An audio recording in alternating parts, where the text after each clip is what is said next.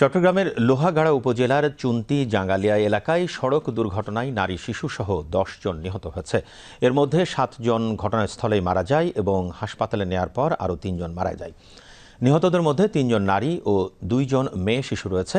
এই দুর্ঘটনায় গুরুতর আহত ৪ জনকে হাসপাতালে নেওয়া হয়েছে।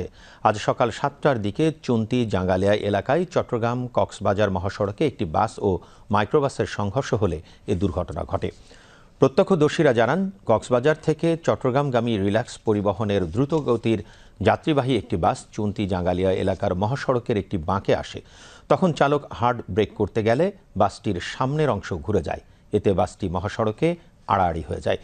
এ সময় বিপরীত দিক থেকে আসা কক্সবাজারগামী দ্রুতগতির একটি মাইক্রোবাসের সঙ্গে বাসটির সংঘর্ষ হয়। মুহূর্তেই কক্সবাজারগামী দ্রুতগতির আরেকটি মাইক্রোবাস দুর্ঘটনা কবলিত মাইক্রোবাসটিকে পেছন থেকে ধাক্কা দেয়।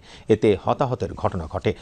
লোহাগাড়ার চুন্তি জাঙ্গালিয়া এলাকায় গত সোমবার ও মঙ্গলবার পৃথক সড়ক দুর্ঘটনা ঘটে। সোমবার সকাল ৭:15টার দিকে যাত্রীবাহী বাস ও মিনি বাসের মুখোমুখি সংঘর্ষে ৫ তরুণ আহত হন ৯ জন।